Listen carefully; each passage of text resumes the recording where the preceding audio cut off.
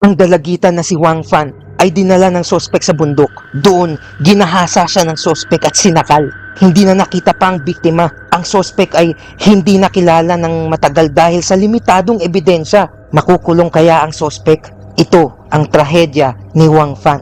Noong July 5, 1994, nagulat ang mga tao sa nabasa nila sa dyaryo sa bansang Taiwan. May isang bata na nag-advertise sa news outlet. Ang nakasulat, "Wang Fan, kapatid ko, nasaan ka na ba? Malapit na ako mamatay. Walang mag-aalaga kay nanay." Ang bata na ito ay si Quan Goshi, ang kapatid ni Wang Fan. Nadiskubre na meron siyang kanser at konti na lang ang nalalabi niya na buhay. Patay na ang tatay nila at ang mama ang natitirang nagtataguyod sa pamilya. Ang problema, may sakit na rin ang mama nila. Dahil walang mag-aalaga sa mama nila, naging desperado itong si Quan Goshi. Nagpa-advertise siya sa dyaryo para mahanap ang nawawala niyang kapatid na si Wang Fan na halos 1 taon hindi umuuwi. Maraming mga tao ang nakabasa at naawa sa batang ito na may kanser. Marami ang nag-donate at nagbigay ng tulong sa pamilya. Ang problema, ang gusto lamang ng pamilya ay mahanap itong si Wang Fan na halos 1 taon nang nawawala. Isang araw, tumawag ang mga pulis sa nanay ni Quan Goshi. Pinapupunta ang nanay sa police station dahil meron daw nakitang bangkay. Kailangan ma-identify ang katawan. Parang nagkaroon ng masamang kutob itong nanay ni Wang Fan. Kahit na sa gitna ng trabaho,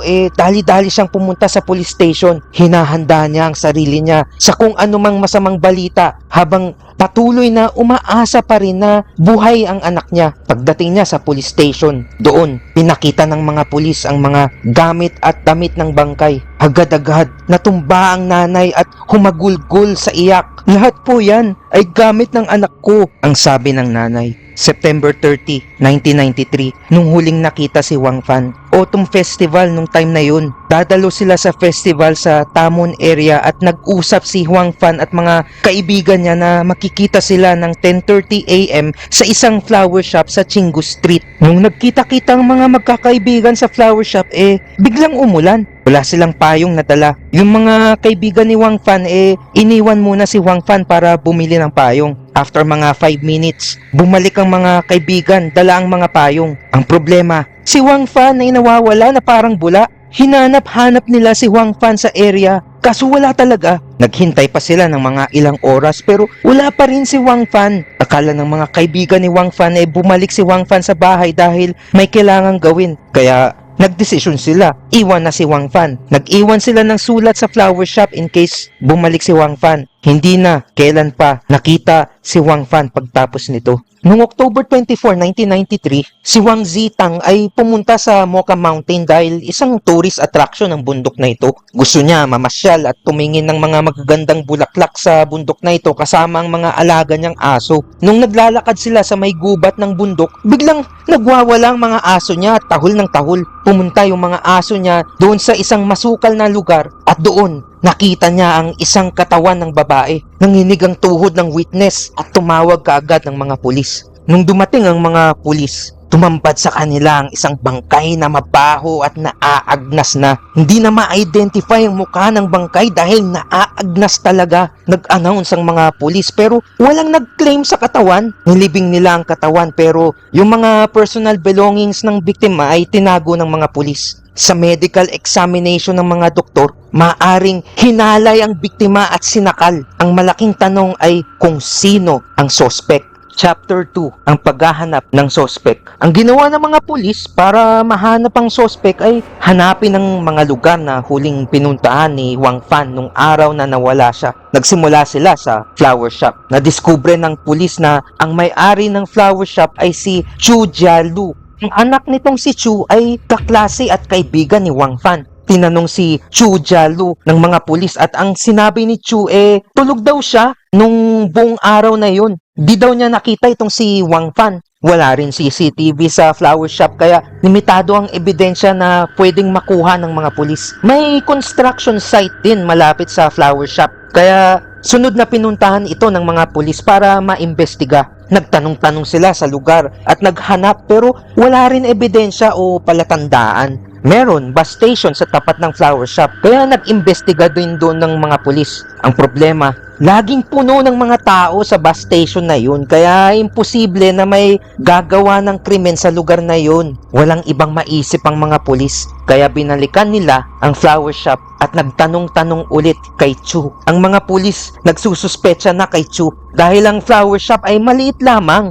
Imposible na hindi niya makikita si Wang Fan. Isa pa kaibigan at kaklase din ni Wang Fan ang anak ni Chu. Tinanong din ng mga pulis ang mga kakilala ni Chu at ang anak ni Chu. Lahat sila sinasabi na biglang nawala at hindi umuwi si Chu nung gabi na yun. Ganun pa man, kulang pa rin ang ebidensya. After 26 years, biglang may mga babae na tumawag sa mga pulis at nagbigay ng testimony. Sabi ng isa sa mga babae, nagtatrabaho daw siya dati dyan sa flower shop. Itong si Chu bigla siya hinawakan sa masela na parte ng katawan at niyakap. Nireport ito ng babae sa school niya pero binaliwala ang report. Ganon din ang sinabi ng isang babae na witness. Sinabi niya na dinala siya ni Chu sa bundok kung saan natagpuan ang bangkay ni Wang Fan. Tuturuan daw siya ng driving lesson pero bigla siyang inatake ni Chu at muntikan ng hinalay. Mabuti na lang nakatakbo siya. Hinabol siya ni Chu pero tumigil din ito dahil ang babae nakapunta kaagad sa police station malapit sa bundok. Nalaman din ng mga pulis sa mga babae na ito na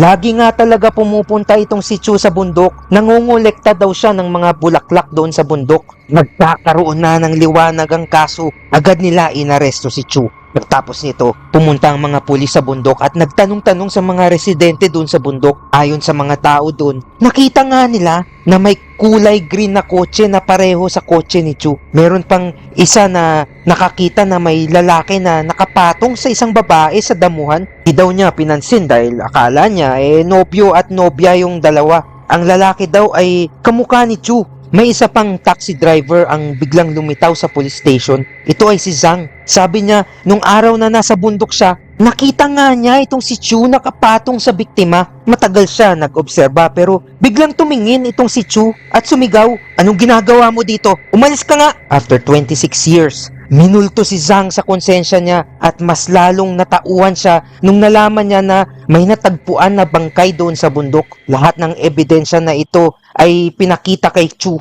Sa sobrang daming ebidensya, humingi si Chu ng plea bargain.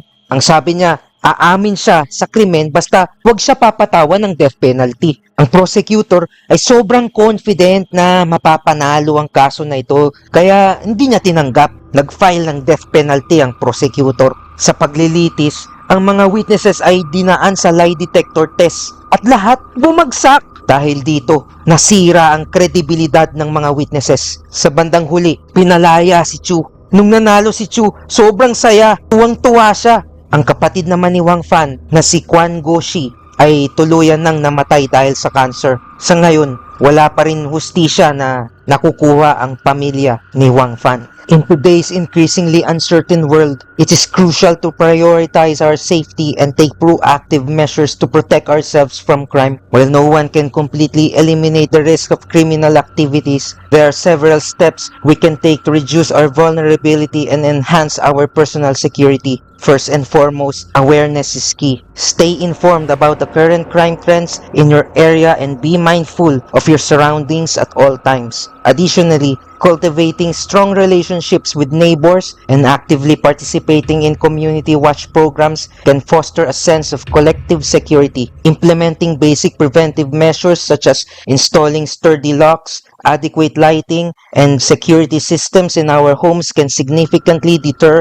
potential criminals. Equally important is the practice of maintaining personal safety habits such as avoiding isolated areas, walking confidently, and being cautious with personal belongings, and learning self-defense techniques can help us feel more empowered and capable of protecting ourselves. By adopting a proactive approach to personal safety, we can significantly reduce the risk of becoming victims of crimes and contribute to building safer communities.